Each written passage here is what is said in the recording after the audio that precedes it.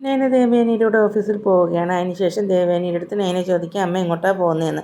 അപ്പോൾ ദേവയാനി പറയുകയാണെങ്കിൽ ഞാൻ പാതാളത്തിലേക്കാണ് പോകണത്, നിനക്ക് എന്താണെന്ന് ചോദിക്കുകയാണ്. നല്ല ദേഷ്യത്തിലാണ് സംസാരിക്കുന്നത്. എന്നിട്ട് നയനയുടെ അടുത്ത് ഇവിടെ ഇറങ്ങുമെന്ന് പറയുകയാണ്. അതിനുശേഷം പെട്ടെന്ന് കാർ എടുക്കുമെന്ന് പറയുന്നത്. അപ്പോഴേ ദേവയാനിയുടെ മുഖത്ത് ഭയങ്കര സന്തോഷമൊക്കെ ആവുകയാണ്.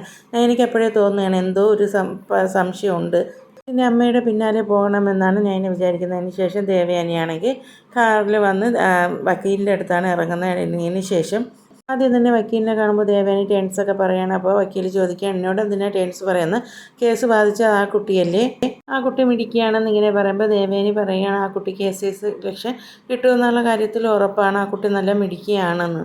അപ്പോൾ വക്കീൽ ചോദിക്കുകയാണ് ആ കുട്ടി ഒറ്റയ്ക്ക് കേസ് വാദിച്ചതിന് എന്തെങ്കിലും സമ്മാനം വാങ്ങിച്ചു കൊടുക്കണ്ടേ എന്ന്.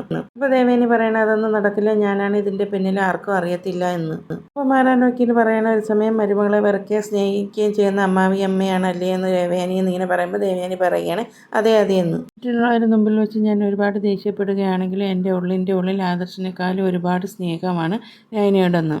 വക്കീൽ പറയണ അവർ നല്ല പെൺകുട്ടികളാണ്, ദേവയാനിയുടെ കുടുംബത്തിൽ വന്നു ചേരേണ്ട പെൺകുട്ടികൾ തന്നെയാണെന്ന് ഇങ്ങനെ പറയുമ്പോൾ ദേവയാനിക്ക് ഭയങ്കര സന്തോഷമാവുകയാണ്. ഇനിയാണെങ്കിൽ ദേവയാനിയുടെ പിറകിൽ തന്നെ ഒരു ഓട്ടോയിൽ വരുന്നുണ്ടായിരുന്നു. വക്കീലും ദേവയാനിയും കൂടി സംസാരിക്കുന്ന നയനെ കാണുന്നുണ്ട്.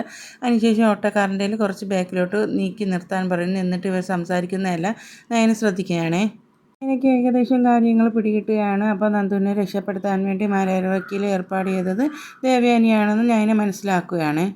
ദേവയാനി ഒളിപ്പിച്ചു വെച്ച രഹസ്യം എന്തായാലും നയന തിരിച്ചറിഞ്ഞു കഴിഞ്ഞു.